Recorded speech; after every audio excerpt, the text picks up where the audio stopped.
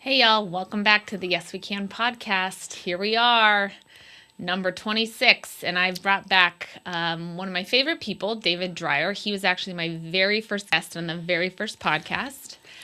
So he's back again. He's the CEO and president of Pedal the Cause. So we've got lots of exciting things to talk about and share today. So thank you and welcome back. Well, thank you, Kira. It's good to be back. Yeah. Seems like yesterday when we did number one. And I know. What are we? 26? Yeah. Number 26. Yeah. This is the 26th. This is the 26th. Cast. Yeah. Wow. And it's 20.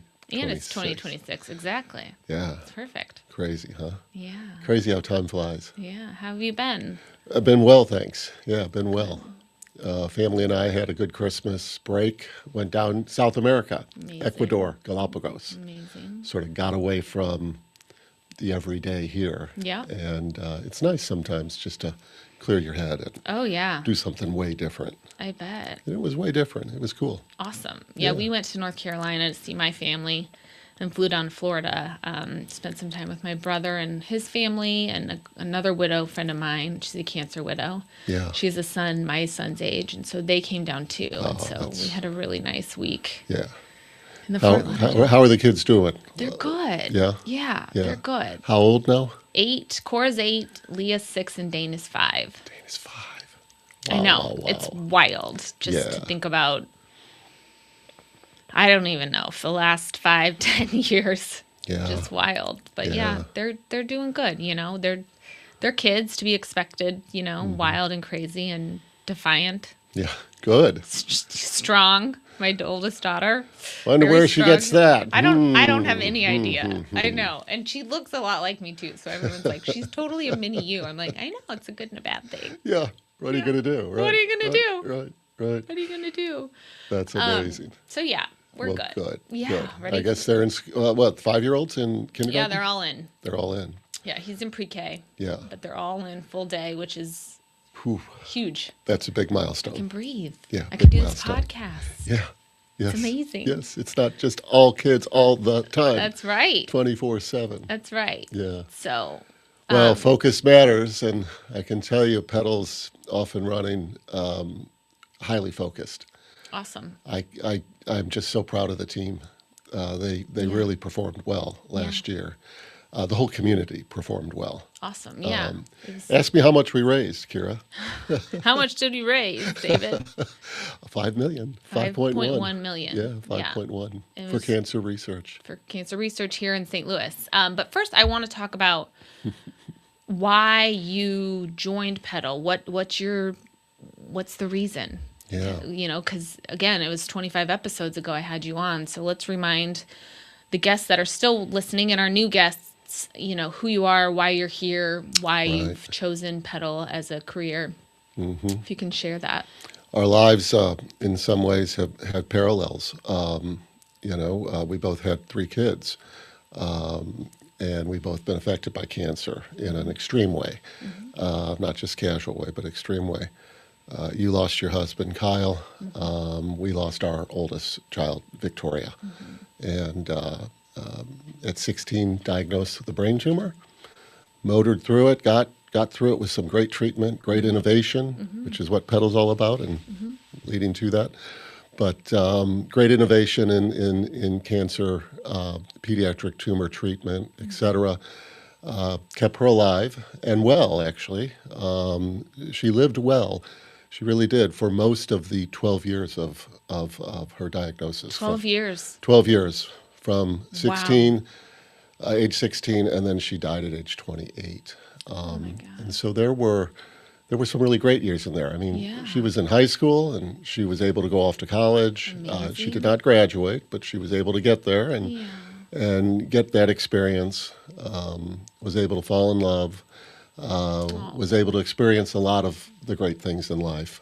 Amazing. Yeah, it was amazing. We were able to travel, Yeah. which she liked. Which and, I know you guys like, we the whole liked. Drier family. Yeah. yeah. Oh my God, we went to Cuba as a family and on a cruise with some other families. And it was an immersion cruise, not a, happy drinking margarita cruise type thing. Although there was a few margaritas, I would say. But we had a ball. Oh my God, we had a ball. I can just picture Like her with laughing. Victoria. Yeah, she was. How old was she at that point? She was 20, 24, 25. Okay. And she was treated at Siteman. She was treated at Siteman and St. Louis Children's Hospital, Okay. which is Siteman Kids. Okay, Siteman Kids. Okay. But she transitioned to the adult side as well. Okay. And what was the prognosis? Was the goal to get rid of the tumor? Did we know the end was coming? Like what was the prognosis? This type of brain tumor that she had called a pedinamoma is survivable depending on where it's located and how aggressive. Versus some other types of brain tumors are pretty much not survivable. I mean, you know it when you get the diagnosis. This one, there's a chance. And so obviously for 12 years, her body was able to overcome and find ways with treatment to keep the cancer at bay. And there was a 4.5-year period where it appeared she was cancer-free. But, 4.5 is not quite long enough, and then sure enough, it comes back. Yeah. With this type of tumor, surgery is your best defense. Okay. So 7 craniotomies over those years. So 7? 7, yeah. To just keep taking out more tumor, or? It kept coming back, and if in the brain, if you don't take out a foreign mass, it's pressing on everything that makes you function. Yeah. And you end up obviously with headaches and Right. impaired functioning, Right. whether it's affecting how you move or how you speak, or Right. and so it has to come out, or it has to be shrunk with radiation, and surgery is the best way. Okay. So it kept coming back, and at a certain point, the body can't keep fighting it. How did you guys originally find it? Headache that would not go away. And pediatrician thought it was the onset of migraines at age 16 can happen. And that was on a Monday. And she's the pediatrician, female, Dr. Nancy Holmes, said, come back on Wednesday if the headaches aren't gone. So they weren't gone. So my wife, Julie, took Victoria back.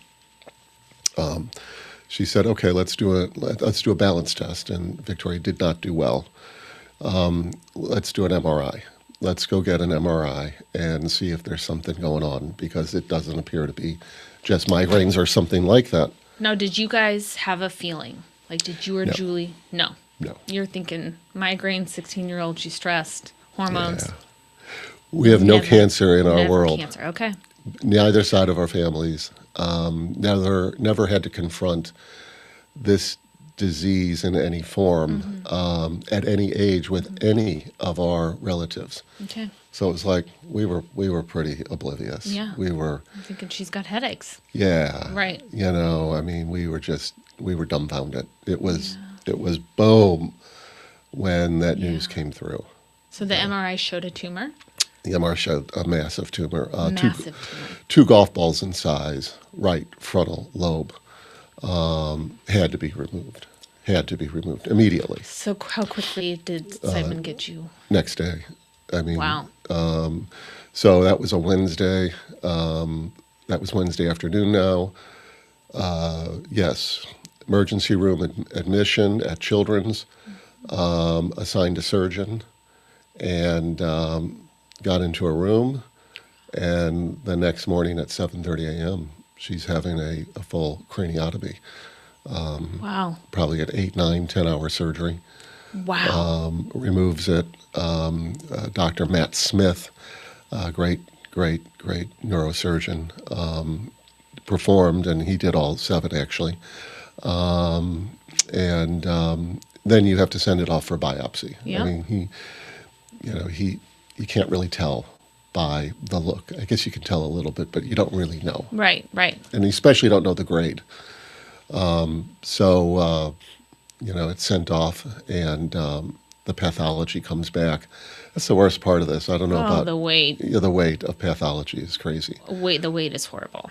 It's getting better because with technology and the way things have advanced with genome understanding, et cetera, you can get results a lot quicker now than the old days, Right. which was smearing this on a slide and looking Yep. under a microscope and somebody making an assessment based on shape, color, size, et cetera. And now it's a little more precise, Mm-hmm. but and a little quicker, thank goodness, for families that need this information, Yeah. doctors that need this information. So, yeah, it came back saying what it was, and it's like, ooh. So the journey began, really. The journey began. So from when you found it, diagnosis, well, I guess from when you found it to diagnosis, how long? A week? Yeah. About a week. Maybe 10 days, but And a you week. were just in shock. You Shock. usually complete shock. And shock and scared. And I mean, I'm of a generation where cancer was the what we called the C word then. Yeah. It was like, no, no, no. It was whispered. Like, they Yeah. have cancer. Yeah. Like, oh, no, not cancer. Yeah. So we were on the tail end of that mentality, if you will. Yeah. And I took well, my wife and I divided and conquered. My wife was the emotional support for Yeah. Victoria. Okay.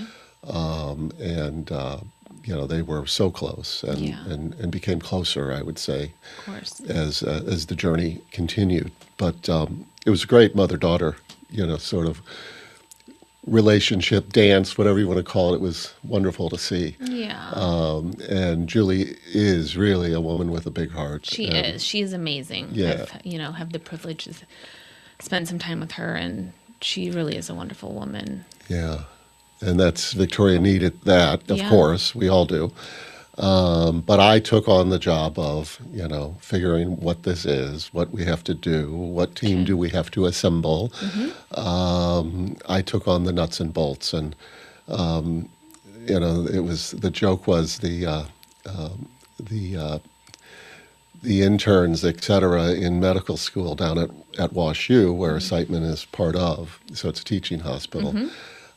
I'm in the bookstore, or the medical store, and I'm looking at books all the time, trying to figure out how to pronounce things, what questions maybe I should ask. Was this before the internet? Yeah, kind of just, Yeah. I mean, I had a Palm, Yeah. the first generation of a smartphone. Yeah.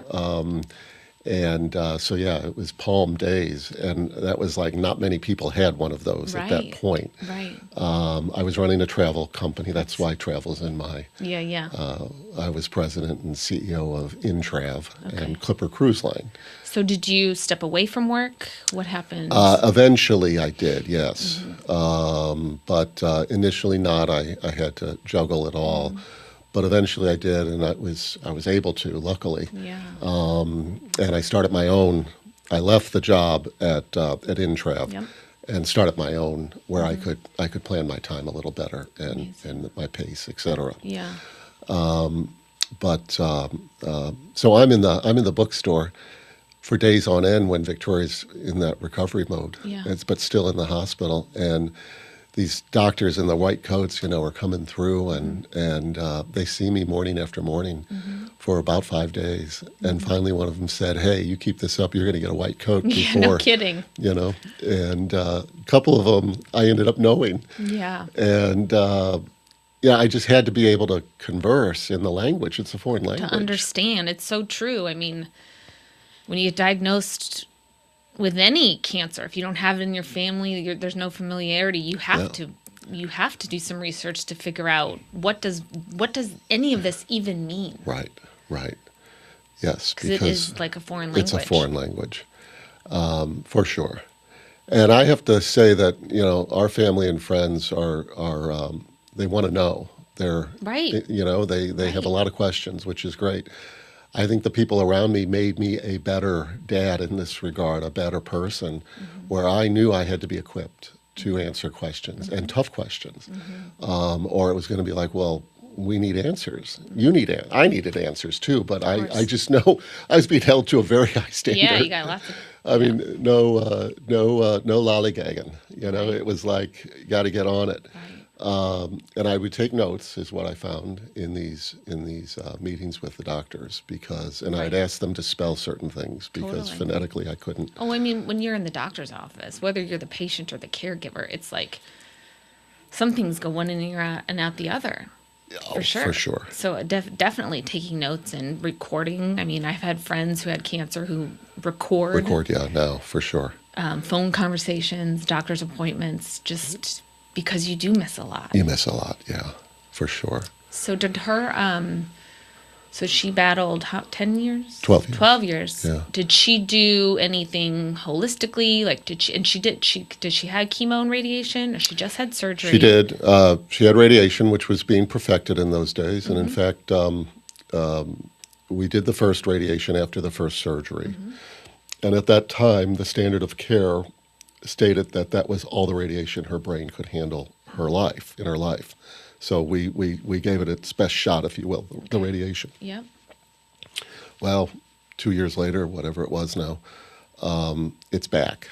And The tumor's back. The tumor's back. How'd you figure that out? Just the scan? The routine. Maintenance scans? Yeah. So could when you have cancer, those of you that don't know, they will, even when it goes away, you then go on a maintenance schedule, and they do scans and tests to make sure that it's gone for good. Yeah. Because sometimes it comes back. That's right.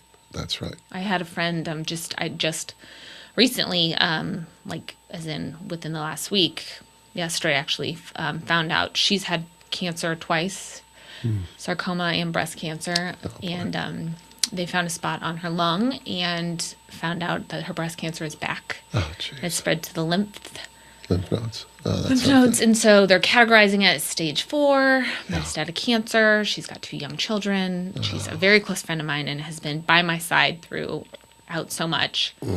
I'm just, speechless. I mean, the good news is it's a treatable cancer.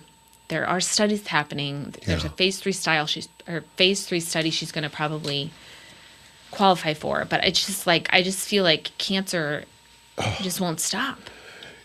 I'm sorry to hear what your news there. And it's seemingly not stopping. Do you realize every 15 seconds somebody's being told you have cancer? Every 15 seconds. Yeah.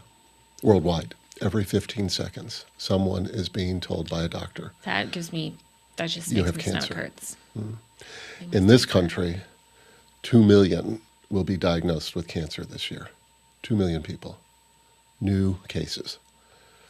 How many? Well, there's so many that are living with it. Right.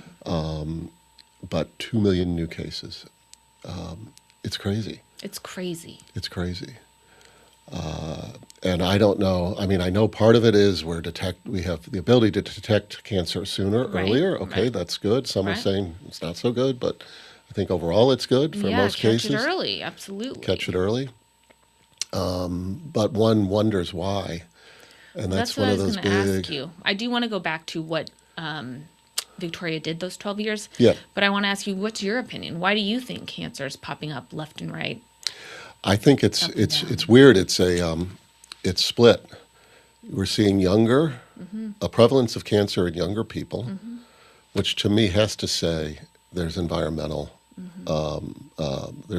factors that have been introduced through our modern living into either the food chain or the environment, the air we breathe, the water we're drinking, the food we're eating. It just makes sense to me. Or genetically, our species is declining. I don't know. I mean, I'm not a geneticist that I can speak to that. But something's happening systemically where more younger people are showing up with cancer, and it's not just because we can diagnose them younger. Meaning, some of it is meaning maybe at 20 we all have a little cancer in us, and we just never realized it. Right. And we never knew it until we were 60. When it manifests in a bigger way and was creating a problem, and then it's like, oh, you have X, Y, Z. Okay. Maybe there's some of that, but I think that doesn't explain it all. Yeah. And so my head goes to environmental factors, predominantly on that end of it. Lifestyle is part of environmental, sedentary lifestyles, et cetera, et cetera. Eating habits, so on and so forth. So that's the younger side. But then on the other side, I think we're seeing more cancer on the older population because people are living longer. And I think it is eventually can be chalked up to the natural course of our human existence. Right? I mean, we always called it old age. Grandma died of old age. Right. What did she really die of? I mean, medically speaking. Well, we didn't know back then. what's interesting is I called my, I had some precancerous cells removed recently. And I called my aunt who's had 2 different types of cancers. And because I wanted to know, I'm like, what is it in our bloodline? Like, who else has had cancer? Well, it turns out my grandmother, she ended up dying of emphysema, but they're pretty sure they found cancer in her ovary, and she had ovarian cancer, but they said, you're going to die from emphysema, so they didn't even treat it. And then my great-grandmother had breast cancer. Okay. And they, and again, they didn't treat it, but they, she died from something else, something with her heart maybe, but, Yeah. It's like, it is generational. And back in the day, they died from something else. And by the way, they had cancer. Right. So I think that's part of it as well. Yeah. I mean, on the old side of the spectrum, hey, it's kind of the natural course. I mean, we all know. I mean, people are living into their 80s, and into their 90s now. Right. And you're seeing more and more turn 100. I know. And actually be with it, not Right. just this. Right. And so that's the good news, that you are able to live longer, Yeah. thanks to medicine and to lifestyle choices. Right. There are those who make good choices and end Right. up prolonging their life, and those who don't make Correct. as good a choice. Right. Exactly. So part of it's our own doing, I would say. I hate to say that because I mean, like my daughter's case, it was a brain tumor. Exactly. There was no rhyme or reason. Exactly. There was no environmental exposure Correct. that we know That of. you know of. She ate like a normal 16-year-old. Yes. I mean, we didn't live next to a toxic creek or, Correct. I mean, there Right. isn't none of this. So, I mean, it'll go unexplained for sure. Yeah. And that type of cancer is the toughest, I would say.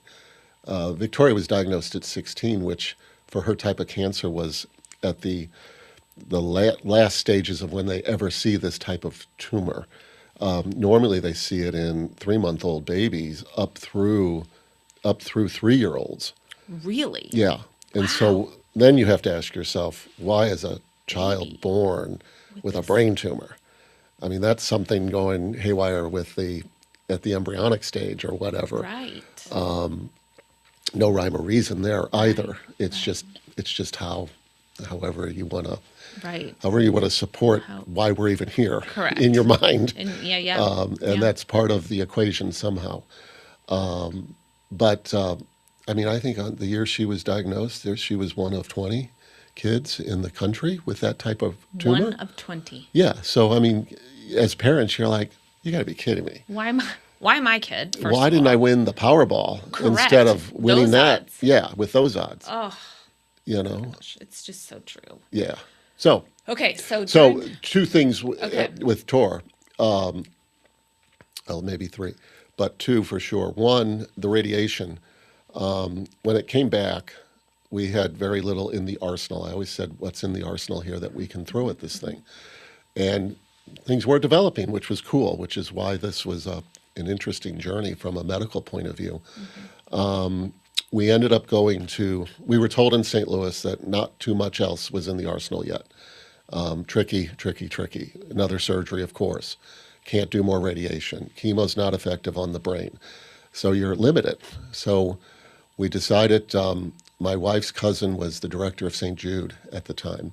So you got to go see the cousin. I mean, at St. Jude, come Right, on. of He runs course. the place. Yeah. You're not going to ignore that resource. Yeah, and just St. because Jude is an amazing hospital. amazing. Right. Just amazing. Right. So we make the trek to Memphis to get the opinion, the second opinion. Yeah. And there, a guy named Tom Merchant, Dr. Merchant. Hello, Dr. Merchant. Great man. Wonderful guy. He runs the radiation division at St. Jude, still to this day. And Tom said, your daughter's a candidate for more radiation without being detrimental, meaning, I don't want to kill the disease or whatever, get rid of the disease but kill the patient. Right, Or of you course. don't, whatever that phrase is. Of course. You don't want the treatment to be worse than the disease. So I said, well, write it up in a way that I can have St. Louis assess it as well. Right. And so we took that information back here to St. Louis, and the team said, yeah, we think he's right. And we think, based on what because for a standard of care to change, it has to be documented and published and in practice been used successfully. And it's published in these journals, medical journals, so that all can see and chime in.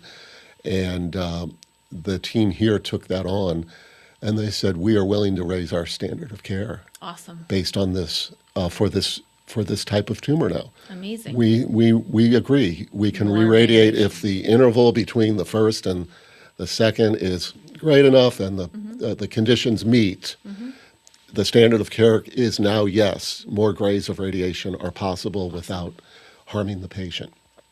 So even though they were willing to do it in St. Louis, we elected, and again, because the family member being down there, we elected to have it done at St. Jude. Okay. Because I thought if something goes haywire, Dr. Merchant down there, he's gonna know what to do. Correct.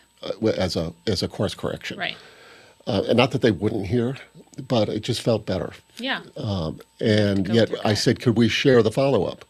So every other week, or every other 2 weeks, so twice a month, we were either in Memphis or in St. Louis for the follow-up. Were you driving? We drove How long's that drive?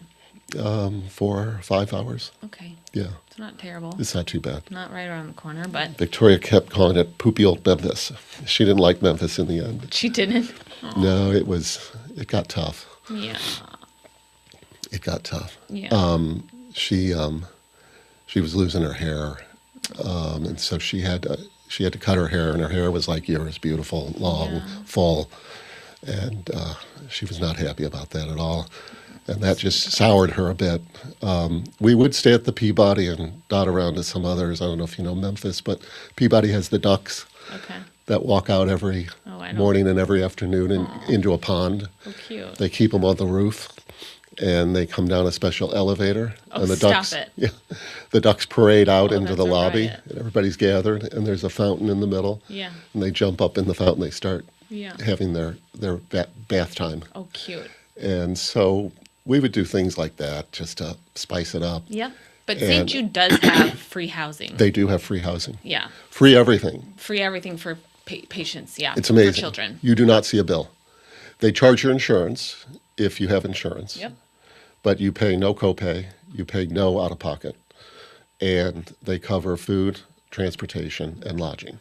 Yeah. It's amazing. Yeah, we did a big fundraiser in college. I was the Delta Zeta at Missouri State, and well, actually, the whole sorority fraternity system there, we all raised a bunch of money for St. Jude. Yeah. So I had an interest in. I continued to fundraise for them throughout my 20s because I There you just go. was really touched by that. It's an amazing place. Not And the research, which is Right. what Petal does here. Exactly. The The research research is so great, correct. so great. So did she get into any trials? Any? So then we did do a trial that was administered. It was a MD Andersen trial. Okay.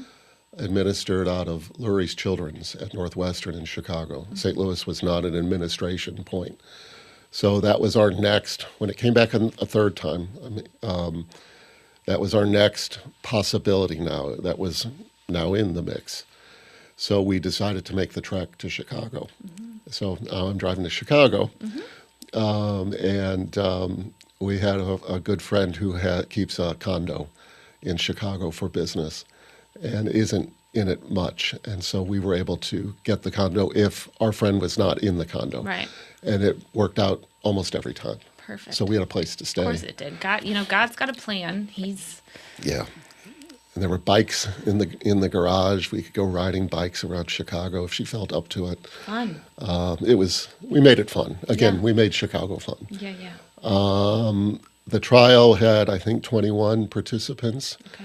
So it's phase one. Yes, and we became friendly with the doctor, and in the end, she was not feeling well to the point of and this was months. I think we were 6 months into it. Yeah. And we said we're going to call it quits, which on a trial you can at any time. You Yes, can just correct. bow out. And I said to Dr. Fangusero, I said, how's the trial going? He said, well, we don't usually talk about the stats, but the fact is, Victoria was the last to stay in the trial. Excuse me. Wow. I said, due to, and he said, well, I can't get into the circumstances, but we're very proud of her for sticking with it. And I don't know if others perished, they didn't survive, Yeah. or if they were too sick or what have you, but Right. she was the last. So they learned a lot, and I guess I don't know that maybe we slowed the growth, I don't know. It's not a standard of care. It did not come Right, through as right. the holy grail for Right. this type of, but we tried. Yep. And that's the point. There was hope, and there was something that we could do that wasn't just something. It was, Right. it had promise. Yeah. And the other interesting thing was now it's back a sixth time, and years have progressed, and our main oncologist throughout, if he wasn't our active guy, he was always there as a secondary consult. Josh Rubin, Dr. Rubin, who we'll see Thursday night at a lecture I can tell you about. But I went over to Josh's house and I said, Josh, what can we do? What can we do? What can you do?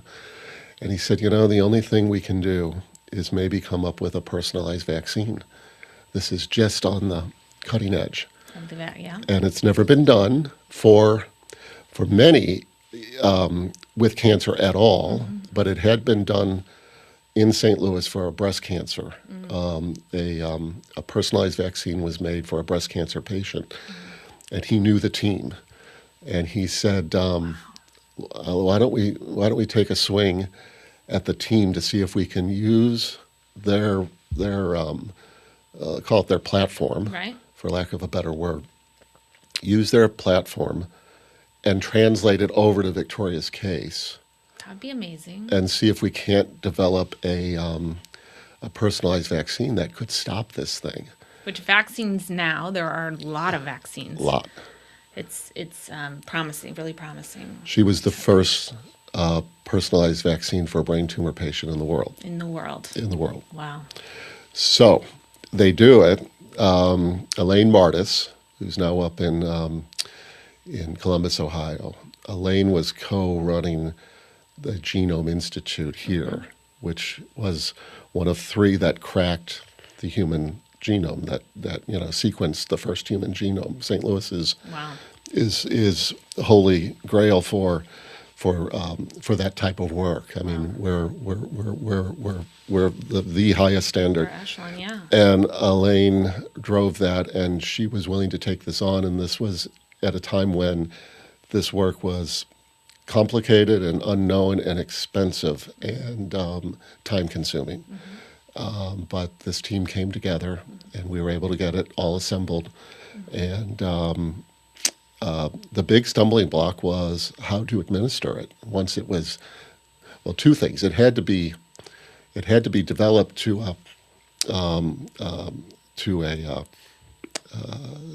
what's the word I want here? To standards that the body can consume it. And there's an acronym. I don't know if you know that acronym. Something like GSA or something. Anyway, it has to go to a lab and be certified that the body can actually absorb this. Yep. And then how to actually get it into the body. Do you oral? Is it a pill? Is it a shot? Is it a what? Right. And in the end, they developed a machine that was a needle accompanied by a small electric current that opened up the muscle that allowed the body to receive this serum. Instead, they were finding that it would just sit and not go throughout the body where it interesting. needed to go. And so this accompanied shock developed, and it gave her the best prospect of actually absorbing the vaccine, yeah. and getting it to work. Right. So it was targeting the three most prevalent proteins that made up that current tumor that was extracted in surgery 6. And so they knew this tumor, and this is where, pathology has moved forward. Right. This is made up of these proteins, and this vaccine will knock down the production of those three proteins, which should slow the growth in theory, and maybe mortally wound the cancer's ability to reproduce, Fabulous. which we think it did, Okay. but we think, cancer is smart. And so it started Learns. creating, a more of a different variation of it Yeah. that avoided those three. Yeah, it learns Proteins. the medicine. Yeah. It learns yeah. And so we weren't quick enough at the time. There was no way to do another vaccine to now stay on top of the new Right. mutated Right. cancer. Right. So in the end, it didn't work, but, we learned a lot. Yeah. And in fact, a paper was published on Victoria that we're speaking about on this Thursday. And the findings that first vaccine brought forward. Awesome. And as you said, it's now in the, it's pretty common to be able to have a vaccine available. Yes. Yep. And so she was at the forefront of that. And That's awesome. that gave us hope at the time, but, now there's even more hope. Right. For others, which I want to talk more about Thursday, and I want Yeah. to talk more about Petal, but I wanted to know, during her 12 years, did she go holistic as well? What I'm saying, like, did she do the fasting, the juicing, all the... Little bit. A little bit? Not extreme. Yeah. I was on board for extreme. Yep. Holistic, but Yep. So was I, and Kyle just laughed at me. she wasn't that interested. Yeah. We did go the medical marijuana route as well in Colorado. Yep. So How'd that turn out? Not well. Not well. I mean, well, she didn't like it. Yeah, we tried it once with Kyle.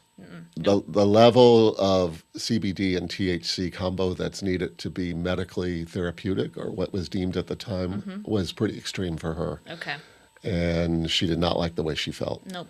And so I had gobs of this gooey honey-like stuff that Just around the house. I kind of overbought. But we tried. I thought, why not? Well, and that's the thing. You just keep trying. And we did the same thing with Kyle. We kept asking, what else is there? What else is there? Kyle got into a study as well. It happened to work. He ended up passing because he got too sick and he could no longer handle the treatment. But for those of you that currently have cancer or will have cancer, there's always hope. In our situations, our loved ones pass, but there are people that do survive it. And getting a second opinion absolutely is important. Absolutely. And asking the questions and what else is there and where else is there. I mean, I recently was contacted by a gal. I know they moved to the Netherlands and from St. Louis, and she messaged me. Her husband, who is just a little bit older than me, so in his mid-40s, was just diagnosed with pancreatic cancer. It recently, found out last week, it's already gone to the liver. And the Dutch in the Netherlands, they're only going to give him 12 rounds of chemo, and that's it. That's how they do it there. So she is reaching out to other countries. She's reached out to me. They may move back to St. Louis to get treated by Dr. Lim because there are options. Right. And you just have to keep asking and refuse, do not take no for an answer. That's right. Because, The hope is there. Correct. That you are the one who's going to have that breakthrough. Absolutely.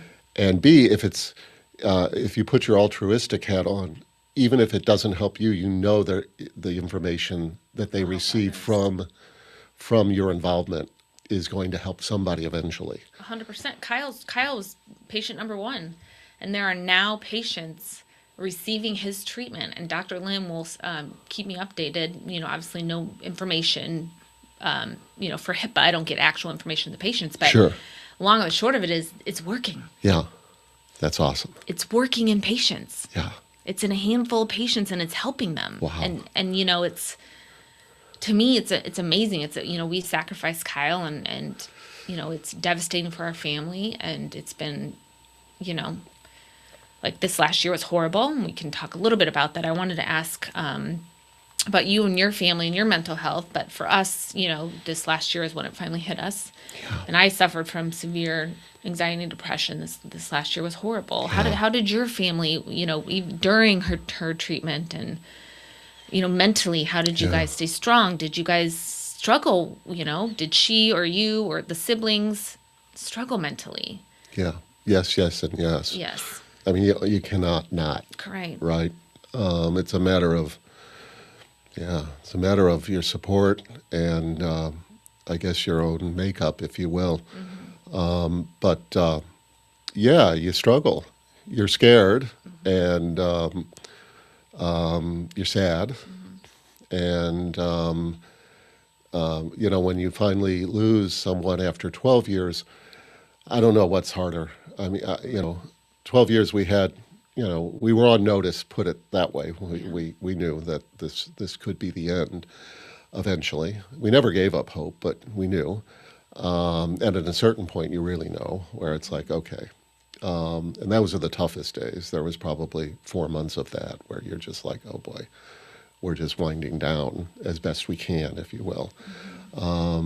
And that's really, really tough times because you want to make every moment as joyful as you can for your loved one, and so you put on that happy face and you do what you can. Right. But it's hard. But grief set in, you're mourning what potentially is likely going to happen. Yeah, and when they're gone after 12 years, you just can't believe they're gone. Yeah. So I also say to the person who loses somebody abruptly, that's horrible too. I don't know how you cope with that. That quick change, like whoa, wait. And in our case, it's been 7 years. I think we've all healed a bit from the grief and the trauma of the loss, healed, but we're not over it. Never will be. Never will be. And Victoria's two brothers, Tommy and Alex, they have residual emotional, mental anguish over it, wishing they could have done more, wishing we all could have done more, etc., and missing her, and missing those moments that would be happening with her around. And now that she's not, it's like, okay. But you do your best. You do your very best to. For me, I need to live well because I know that she lived well and she would want us to live well. And I know your husband lived well and had a positive outlook and tried to get the most out of life. And life is for the living. We know that. And I know Victoria expects us to live a good life. Absolutely. And not be mired in the grief to the point of, inaction. Right. That's when it's wrong. Meaning, it's grief is something that is part of the human experience, and it's a good thing. I mean, there's a reason why it's there. Right. But if it overtakes, as you saw last year with yourself, it stops you. It stops you. And that's not a balanced place to be. And you can be balanced even with the grief. Don't you agree? Yeah, I agree. With support and resources you have and a positive outlook. And did you guys join support groups, therapists, all the things? Yeah. Yeah. I'm still in a men's group Yep. for those who have lost a child. Right. Because there's not a lot of men who are willing to open up Right. in these times. Right. And there's a group of us that's unfortunately built to about 35 people of all ages who've lost a child for all the reasons Okay. that you lose. Yeah. But we're there. We meet once a quarter now. We were meeting more often, and it felt like too much. Yeah. Right. And so if 10 show up to a given meeting, that's good. But it's Right. there to have that support and to lend that support because there's new men coming into the group, Right. and this is their first rodeo, if you will. Right. And so you want to be there for them Of course. to reassure them that maybe it will get better Right. if Yeah. or more tolerable. Right. Yeah, I'm in a widows group, as you know. Yeah. And we meet monthly, and it's amazing. It's Yeah. been really extremely helpful to be, and it's not just cancer widows, although a lot of us are cancer widows. Yeah. But it's been tremendously helpful for me to have those women in that group. And it's called Never Alone Widows. It's a nationwide organization. We have a chapter here in St. Louis. Oh. So, yeah, that's been And tremendously helpful. how many ladies meet? Well, like this last Sunday, 12 or 14. Yeah. Yeah. But again, when new people come in, it's some You want of to be us the have been, support. some of us are 5 years out, 3 years out, 2 years out, 1 year out. Right. It's, so it's been helpful. Yeah. So I encourage anybody who has lost somebody to join a group, find one in your area, because, support and community and being with people who have been through what you've been through, they just get it a little bit more than other people who haven't. That's right. It's people, they don't know what they don't know. That's right. And if you're new to having lost someone, you're more apt to listen to somebody who's been through it Right. because They know. they know. At least they know their own experience. Right. We never offer advice. We just offer a perspective Yeah. based on our experience. Right. And the person looking for information extracts out whether it's good advice for them Right. or beneficial to them. Right. Most of us as adults, we don't like to be told what to do. Right. But True. tell me something intriguing. Tell me something, that's illuminating. Tell me something that's positive. I might say, oh, I'm going to try that for me. And you'd be Right. like, oh, well, that's maybe a good idea. I'm glad Yeah. I could spark that idea. And something that you haven't thought of, right? Because you could be in Exactly. a really dark place and not see hope, not see the light. That's right. And so meeting other people who have been through it that are encouraging, Yeah. it's really helpful. So one last question about that mental health, just for my own knowledge. Did any of you go through like a 4-month period of depression or like were down and out and just couldn't get out of it? Or has it been sporadic? yes. Yes. Okay. Yes. Yes. 2 of the 4 of us Okay. Yeah. had a harder time Right. than the other 2 Right. without going into HIPAA type Right. stuff here. Yeah. Of course. But yeah. Yes. Yeah. And that's really And there's also, counseling Right. resources, paid resources correct. that I encourage as well. Yeah. Don't shy away from a good counselor, Absolutely. a good social worker. And you can go as an individual, you can go as a couple, you can go as a family. I know.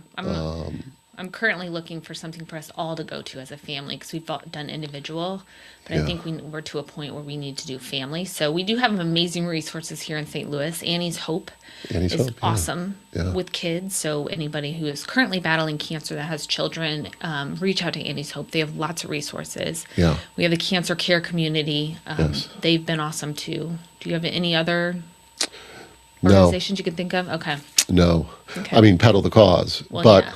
pedal, it's all about the community. Well, but I mean, people don't think of us in that regard. Right. Like it didn't come top of mind for you, nor, Right. and I understand that. But Right. I think of pedal as a resource Right. in a more general way Right. because it's a community of caring, like-minded people Right. who have come together around cancer as either a survivor, thriver, or one who lost a loved one, or a caregiver, or a professional in the cancer world, and or just a concerned individual who knows it could affect them. Right. Every 15 seconds, I could be Right. that next one, if you will. Right. But it's a community of people that have come together around cancer, but in a hopeful way. Right. It's all meant to bring the hope that we can find a way Yes, through we this. can. Yes, we can. We can do it. So I want to talk all about pedal. Anything in regards to Victoria that you think she'd want to share? So, Victoria never mired in why me. She never had that pity. She always took the higher road, saying, why not me? I'm just one of of billions here on this earth, and I'm doing my best. And I don't know why me, but that doesn't concern me. Why me? What concerned her was living fully every day, despite the disease, and laughing. Oh my God, she laughed, and she made us laugh. You love that. Yeah, she. I bought a laugh pill, this little pill, and you click it and it laughs. And I would take that to all the appointments, and we'd be waiting around, sometimes forever. And I'd reach into my backpack and I'd push the belly of this laugh pill, and then we'd start laughing. And we'd be like, "This is so silly that It's it so even makes us ridiculous. laugh," but it Exactly. made us laugh like it Yeah. was so funny. Yeah. So Victoria would want us to take the high road, never get mired in self-pity. Always think of the other person and how you can help, and bring some laughter to life, because it's short. It's short. It's going to be over for all of us before we all know it, regardless of what our ultimate timeline is as individuals. But I don't know anybody who doesn't say at 95, boy, that was fast. Right. I mean, we know Kyle at 48, it was way too fast. And Victoria at 28 was way, way, way too fast. Right. But it's even fast at 98. Right. So don't waste time, is Live what she would fully. say. Awesome. And Love that. and focus on the love in your life, versus the problems. She was a lover, and she gave love. She radiated love, and she focused on that. And she was right, because we can get all of us can get caught up in all these little things that just don't matter. They don't matter. They don't matter. The negative, the small stuff. I know it's easier to do. It is. It is. But then you got to wake up and realize Yeah. life is short. Yeah. And every day is a gift. Every day's a gift. Truly. We endowed a lectureship with a group of friends in her honor, and it was a couple years after she died, so the fourth annual one is coming up, and we have a Dr. Philbin in from Boston Children's, Dana-Farber, and she's going to address the Siteman kids doctors, Right. with her findings and her current research. Awesome. And that's on Thursday, Friday of this week. Awesome. So we'll remember Victoria Yeah. this week in particular, That's amazing. as we move through. That's awesome. Yeah, Something really So- meaningful in her name. yeah. It was a good way to memorialize her legacy, Yeah. and Awesome. it's pretty cool. Yeah, Awesome. So now shifting gears, why? no pun intended. Yeah, exactly. Exactly. Why and how did you get involved in pedal? What, obviously why because of Victoria, but Right. what in you decided to go big with pedal? And what about this organization Yeah. attracted you? And how long ago, you know what I mean? We want all the details.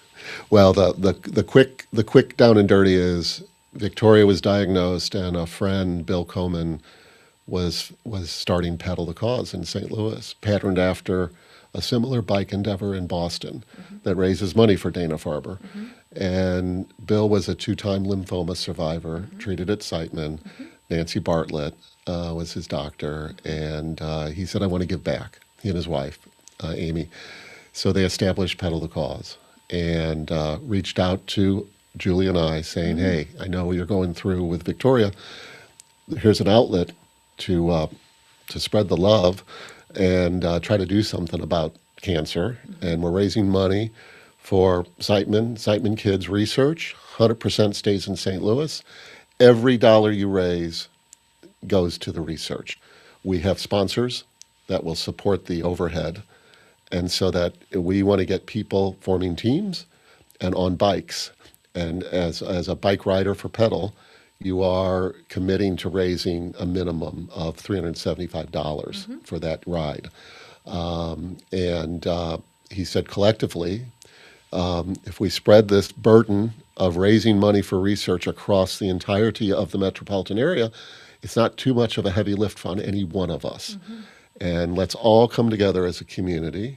Let's all make this happen little by little, $50 by $50 by $100 by $5,000 donation, little by little by little, versus somebody writing a $100 million check, right? Which would be great, by the way, if anybody It will wants take to it all, right? to write a $100 million check. We will take it. It will take it. Yeah. But the idea was that this was grassroots Right. in its concept, in its underpinnings. And I said, of course, I'll form a team, or we'll form a team. So, of course, it was Team Victoria. So That was 15 years ago.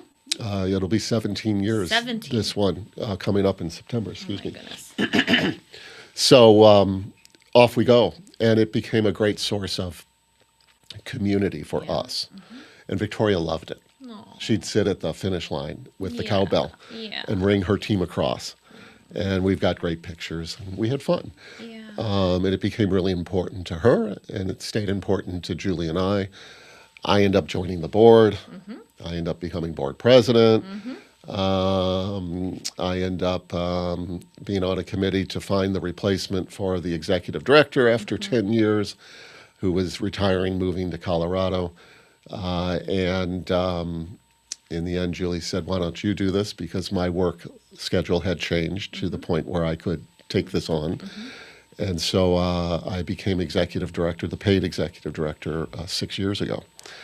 And I thought I'd do it for a year or two, but here I am. We are. And I mean, I'm 66. I thought, no, a year or two and I'm done. You'd be on the beach. Something like that, Laying yeah. on the beach. Something on the like lawn, that. Yeah, with a book and a Yeah. umbrella. Something like that. Yep. And here we are. It's pretty addictive. Yeah. And we're doing some great work. So it's a really, it's a really positive environment to be around. Right. And the community is so positive. When people hear about cancer, sometimes they turn off like, yeah, it's just, I can't handle it. It's too Right. heavy. We make it where it's something you want to be around, meaning, the community Yes. is it's- working to make a difference, not to, again, pity. It's not a pity party. It's No. it's a, It's a party. we can do this, and we are doing this. Yeah. And partnering with Siteman Cancer Center and Siteman Kids at St. Louis Children's is what I say is the secret sauce.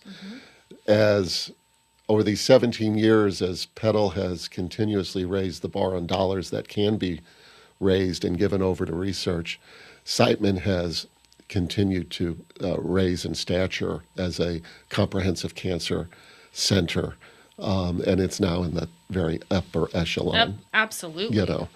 And that's possible in part. Dr. Eberlein has run it from day one, but so his great leadership is testament to that. But part of the secret of the success is the strength of the research. And part of the strength of the research is the Petal dollars that flood in every year to the tune of that Research is expensive. Yes. It's expensive. And without that layer of funding that is now at the at their discretion, it'd be hard to attract the world-class researchers like you had mentioned, Dr. Lim. Yep. He's the best of the best He in is pancreatic. cancer. And he was Kyle's oncologist, for those of you that don't know. And he does the research, which is why Kyle was given compassionate use and able to be the first patient to receive the treatment he received. And I think Petal has given Dr. Lim, 5 different stipends over the years. Amazing. Because he lobs in a great grant request. I Yeah. mean, it's got all the merit Yeah. that it needs to be funded.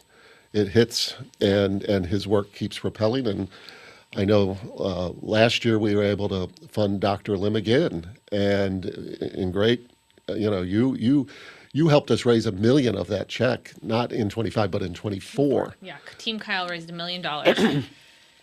And it got to support Dr. Lim Yeah.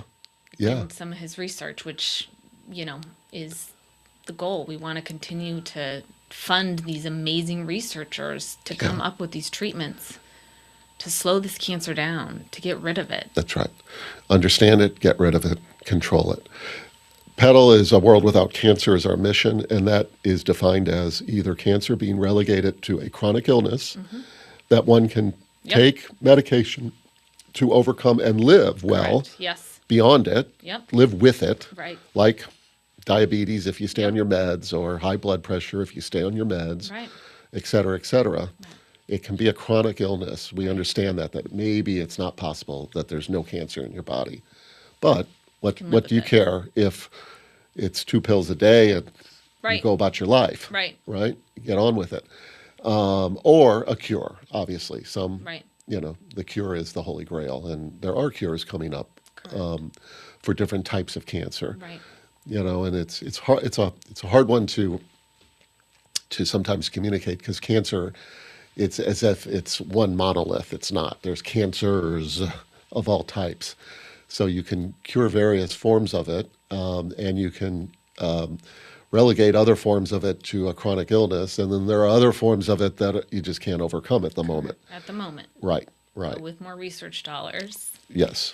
The hope is, Yeah. and the will is, Well, and the vision is. let's talk about dollars and cents. Let's talk about, so for instance, I spent lots of time with Dr. Lim and his team talking about research and how much money is needed.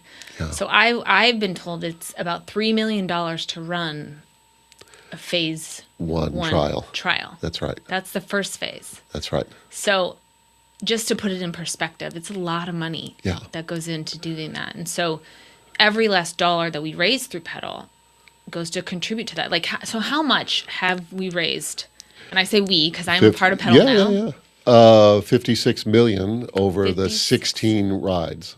56 million have seeded about 280 different projects. Amazing. And our method is to seed new innovative projects that wouldn't see the light of day without a benefactor such as us coming in saying, Privately "Yep, funding. yeah, we'll give this a shot," because it stands on. I mean, the proposal is solid. It's just not proven yet. Well, an FDA has to pick and choose. They choose what has been proven at another level Yep. of proof, if you will. So if you look at the ecosystem, if you don't get projects started because there's not proof yet, you never get a project up here to be approved for bigger dollars because it never got started. So who's starting this stuff? Well, we are. Right. And that's our unique position in the ecosystem. We are the incubators. We are the hedge fund. We are taking the long shot, if you will, multiple times, and some are paying off and going on to that next level. And if we seeded it with $250,000, 3 years hence, on average, they are getting another $14 for every dollar we invested. So projects are going, those that work 3 years later are getting another 2, 3, 4 million, sometimes 5 million from other sources. And now they're off to the races, and it's taking things to the next level.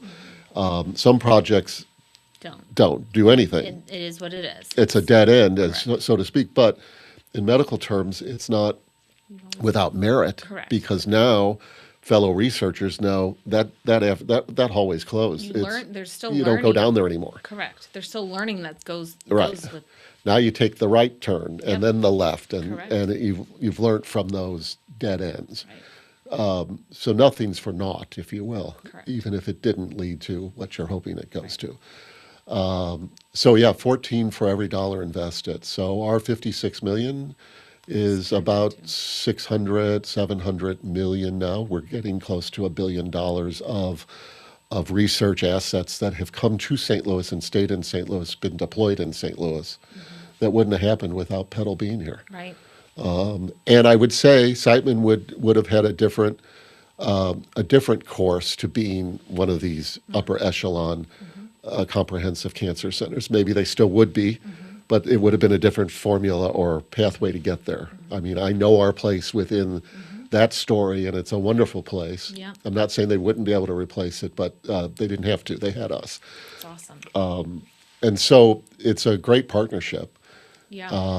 that is producing great results. It is. And we as an organization, there's 9 staff and a board of 30. We've signed up for the next 15 years. We've done a big strategic outlook. Awesome. And so if 50 million was done the first 15, we're looking to do 100 million in the second 15. Amazing. So 150 in total. Pardon me. So we're looking now at that ability to have the metropolitan area actually support a $10 million check to research annually. Annually. Annually. So we've been at about 5 million in the last couple of years. Correct. A couple other numbers I want to talk about. So 9 staff members Yeah. are running the show. Yeah. And it's an incredible show. And the staff is amazing. I know each and every one of them. Yes. How many men on that team? None. One. Well, besides you, one. So those women, there you go, powerful women. Powerful women. Yeah, they're making moves here. And then how many teams? How many teams did we have last year? 260 teams. Okay, 260 teams. Yeah, spread across friends and family. Yep. So if a loved one has been diagnosed or you've lost them and you want to do something to memorialize their legacy, Right. form a team in their name. Correct. Or if they're fighting, give them that extra push Yep. and hope by having a team in their name while they're alive, Yeah. which is Being a cool. part of it. And then corporate teams. Yes, you know. corporate. So if you're running a small, medium, large, extra large company, think about a pedal team as a outlet for your employees Right. to rally, Absolutely. team building, doing something beyond oneself. Correct. Co or aligning your brand with a brand such as Pedals that is all about hope and positivity and community and innovation. I mean, our brand aligns with what any good company would want their brand to align with. Correct. For a cause that affects, I would have to say, everyone Everybody. in their employee ranks. Absolutely. You know, there's not a family now that hasn't had cancer somewhere in their world. Unfortunately, I mean, it's the truth. It's very rare now. It's very rare. So let's also talk about some big sponsors. I know one is Edward Jones, who was Kyle's employee. He was Yeah. with them 25 years, so they have been extremely supportive. Yes. So I want to mention They have been them. the presenting sponsor since year one. The presenting The sponsor. one and since only year one. presenting sponsor. And they actually, so I did start a team Kyle last year. Didn't spend a whole lot of time fundraising just because I wasn't feeling all that great. But a bunch of Kyle's Edward Jones partners and colleagues donated a ton. They did a party. Yes. They did a big party and donated a ton. That was so cool It to was see. so cool. At the end, right before close. Yeah. So, Edward Jones has been amazing. So I definitely want to mention them. And then I'd love to just highlight some of the other companies that have sponsored and just know we're looking for other sponsors. Yeah, for Always sure. people that want to partner. The Foundation for Barnes Jewish Hospital is a big sponsor, as is St. Louis Children's Hospital Foundation. They are our what we call beneficiary partners, and they've been terrific to work with, and their support is so meaningful as well. Other companies, Auto House BMW and Clayco and Enterprise Bank and Trust, Hyundai, their 7 local dealers come together, and they each put in X, Awesome. and they get it matched by their national charity called Hope on Wheels. Amazing. Collectively, the dealers and Hope on Wheels, $200,000 last year in support. So we need to get Porsche. We need to get you on board because I know a lot of people that own some Porsches around here. Kyle that was his deal. So Was that his deal? Oh yeah. Well, there you go. Let me know. Oh, I will. I'll be there for That's lunch. right. And a test drive. Exactly. Of course. Different RGA, a big company in St. Louis. A lot of people don't even know it's here. But What is that? It's the Reinsurance Group of America. Okay. They insure the insurance companies. Okay. So insurance companies insure us as private citizens yep. or businesses. They have risk, Yep. taking on our risk, Right. and they offload their risk to RGA. Okay. World leader in this. Okay. And based in Chesterfield. Awesome. In that beautiful, I call it the James Bond building, 007. It's beautiful. Okay. It's really cutting edge. It's amazing how many companies are here in St. Louis. You don't really realize. That's right. Really big, predominant companies based out of here. Yeah, it's true. It's true. And it runs, big companies like RGA and Edward Jones, we love to have, and we'd love more of the big guys. Of course.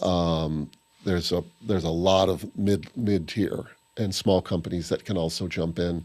Sponsorships start at $5,000 a year. They get interesting at $25,000. They get meaningful at $35,000. And then they really become helpful at $50,000 and up. In this day and age, it sounds like a lot, but it really isn't anymore. And we use the money wisely. Right. We really do. That lean and mean staff, they really watch how the money is spent. Right. And so these sponsors support the operational side. Right. And they know when we reach out to them that their dollars are supporting Pedal the Cause. Right. Versus when you form a team and your riders say yes to getting on a bike for your team, Right. every dollar they raise through their outreach to friends and family goes to the research. Right. We don't ever take any of those dollars in-house Right. to support operations. Every single dollar It's raised a firewall. goes. It doesn't happen. Correct. If we happen to raise more sponsor dollars than we actually spend, we'll push them over to make the check bigger. Amazing. Of course. But, so Bigger the better. I say to the staff every day, we exist to raise money for research, period. Pedal is nothing without the research. Right. We don't exist. Pedal the Cause is nothing. Right. It's a mechanism Right. to funnel the dollars to the researchers. Right. And now it's become a community. Yeah. And it does have a life of its own, if you will, but it's because of the attachment to the research that we're able to do Right. and the quality of that research and the outcomes from that research. And this goes without saying, but for those of you that maybe don't know, of course it's a write-off. Everything you donate, you write off. It's a 501(c)(3). Absolutely. So whether you're here in St. Louis or maybe in another part of the country, we encourage you to make a team. You can do a team virtually and join Pedal the Cause. It's really easy to do. And if not us, if not Pedal, find somewhere near you. Right. There are a lot of organizations raising money for cancer research. This one is near and dear to our hearts and makes a big difference here in St. Louis. And you know what? In this day and age, too, appreciated stock is a great way to give. I mean, you coming from the Edward Jones environment, et cetera, and the market being so high, Right. We are getting a lot of stock that's donated. And you, let's say you bought shares of Google 10 years ago. Right. You can gift 10 shares of that. We, as the charity, get the full value. We sell it immediately. The next day, our broker sells it by our rules. We don't hang on to it. We sell it, turn it into cash. We get the full cash. You, as the donor, that cost basis was if that was worth $10,000, it probably cost you $1,000 when you bought it. So you just gave us 10 that actually cost you only $1,000, Right. and you get the $10,000 write-off. Though you get the full value of the write-off of the shares value, Amazing. and you don't affect your cash flow. It's not like you've written a $10,000 check. Right. You've written nothing. You've foregone the use of your stock. I mean, Right. you've spent it. Right. You've sold it, but it's to a charity. It's Right. the best way. People, when that didn't realize it, they're like, "Oh my God! Of course, that's what I want to do. Of course, that's what I want to do." Yeah, I'm glad you mentioned something. Yeah.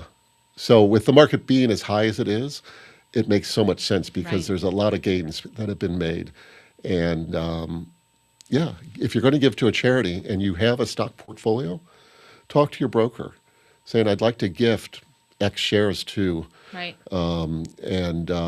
It's great for taxes. It's great for the charity. It's great for you as Right. the donor. Right. It's really a cool way to give. Awesome. Let's talk about the weekend, and then we'll probably have to wrap this up. But Yeah. the actual Pedal the Cause weekend, It's going to be September 19th and 20th this year. September 19th and 20th. Mark it in your calendar. It's at Family Arena in St. Charles, is what we call Ride Village. Right. Yep. Where it was last year. We take over the parking lot. We set it up like a big sporting event with a start-finish line and a main stage and a food area and a beer garden and a kids area and a medals area and a bike corral and a gift shop and a check-in registration area. It's run very medical smoothly. area. Oh, yeah. Everything there. Volunteers. I mean, we'll have 1,000 volunteers running around. We'll have 1,000. 3,000 riders. 3,000 riders? That's knock on wood. Wow. We need 3,000 riders Is to that support riders this. plus they have spin bikes for those of you that don't That's ride? riders and spinners. We Riders have and the spin spinners. zone Yes. in front of the main stage. There's some 1 hour sessions that you can get on a Yep. spin bike. There's about 100 bikes. And that's my jam. I'm a spin instructor, so That's I stick right. to the spin. So That's Cycle right. Bars donated their bikes, as well as True Fusion, That's which right. is where I work. That's right. And teach spin. So Love the spin zone. love the spin zone. And that is one way to register and raise money against your spinning effort. Correct. You can get on a bike and ride one of 6 road courses or 2 gravel courses. You can sign up your kids under the age of 13 My for kids Kids loved it. Challenge, Yeah. which is a closed course, Yep. safe, parents viewing, spectators cheering. Kids love it. And then there's this They get kids a medal. discovery zone and a medal, and it's fun. Yeah, Kids loved it. a lot of fun. You can sign up as a volunteer and be one of those volunteers, and you can raise money against your volunteer effort, which is kind of cool too. Awesome. So yeah, that's all. The 19th is our Taste the Cause and Inspiration program. Which is so inspirational. You'll be crying like a baby, likely.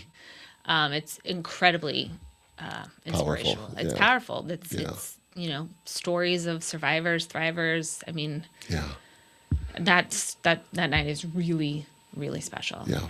Thank you. It is. It feels special to us too. And then there's a nice dinner and casual but nice, good food. And then the next day is all about the rides. That's right. And it's kind of an Olympics-like festival type atmosphere. It's bigger than most people realize. Right.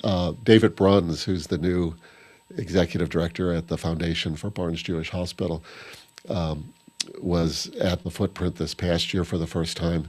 He had heard about pedal, Right. and he had grown up in St. Louis, but he had moved away, and now he's back. And he comes out and he's like, Drier, I had no idea. Oh my goodness. The scale, Yep. the vibe, the atmosphere, the festival sort of feel. Absolutely. People celebrating life, Yeah. celebrating their endeavor, celebrating their ability to raise money and to be successful and to get on a bike and do the physical, all that coming together. And he's like, I had no idea. I had no idea. pretty You darn need to do a amazing. better job. I said, getting the word out. I'm like, I know. But Well, hopefully this helps. this helps, yes. Hopefully this helps. And also I want to mention too, a lot of companies will match your donation. So do not be afraid to ask your company if you are donating even $25 to, regardless of the amount, many companies will match the donation. They will. And speaking of that, if you don't want to get on a bike, but you want to support, we build an internal match from our champions called Champions Circle. That's right. And we're looking to build a pot of money. We'd love $1 million collectively put into Champions Circle annually to allow us to then, at certain intervals in the fundraising cycle, with the participants, to say to those 3,000 riders, okay, for the next 48 hours, there's $300,000 available for match. Any new donation you get, we'll match dollar for dollar out of this Champions Fund. And that just spurs people thinking. You get complacent if you're a rider. Right. You've maybe sent out 20 messages and you've gotten donations from 15 of them and Right. you've done okay. And you've met your minimum. Right. And it's like, hey, I'm doing fine. Like, I've got other things to do. Right. But then you get that message from us. And it's like, okay, I'm going to go back now to da-da-da-da-da. Yeah. And it keeps building and building and building. And it's the secret sauce to how we can get to 5 and hope to get to 10 million a year. So if you're out there and it's like, well, I don't cycle and I don't have time to volunteer, or I'm not in St. Louis, but I love your mission. How do I support it in a meaningful way? Think about our Champions Circle and building that matching pool of funds that we deploy out to create that bigger check Yeah. ultimately. Oh, it's fun for when you get research. that email. And it does make you think, Well, huh? it does. And people that are on the fence on should I donate or have said, hey, I am going to donate and haven't yet, you send them a message and say, hey, dollar for dollar, you're going to be matched. So Yeah. now's the time. And then the money starts coming in. Hey, I even know it's coming, and I'm always like all of a sudden motivated too. Yeah, exactly. Wow. So- Anything else? Anything we're missing? No, I think I admire what you do and how you've taken on your loss, and I know you went through a tough year, and I'm so glad to see you back Yeah. because your smile is captivating when you're Thank you. when you're smiling, Yeah. and when you're not, we're all not smiling, Yeah. and so it's really great to see that you're finding your way through the loss of your husband, finding your way through raising 3 kids on your own, and finding that there's something you can do that can recognize the loss and the hope that all brought as well, in doing something positive. And so I applaud you. Thank you. And I know your kids are when they're a little bit older, they're going to realize what you've been through, what they've been through, and what you've done with this. And they're going to be like, Mom, this is pretty cool. I hope so. Pretty cool, Yeah. Mom. Under the circumstances. Right. Right. Pretty cool. Yeah. So thank hope you for so. motivating people Well, thank to you. try their best too. To just rise above and do what you can. Well, we're all in this together. Yeah. I mean, we really are in this life together, and it matters what you do Yeah. with your time and energy, and words matter, and Yeah, they do. it all matters. Yeah. So Live well. live well. Live well. That's right. All right. Well, thank you so much for coming back on, David. Thank you. It was a pleasure talking with you as usual. We'll have to catch up again soon. Sounds good. Happy New Year. Yeah, Happy New Year. Thank you all for listening to this episode of the Yes We Can podcast. Please see details in the comments below on how you can get a hold of David and get involved with Pedal the Cause. If you have any questions, please send me a DM, write me a message. I can help answer any questions I can. And if I can't, I'll send you to David. So thanks again for listening. We'll see you next week.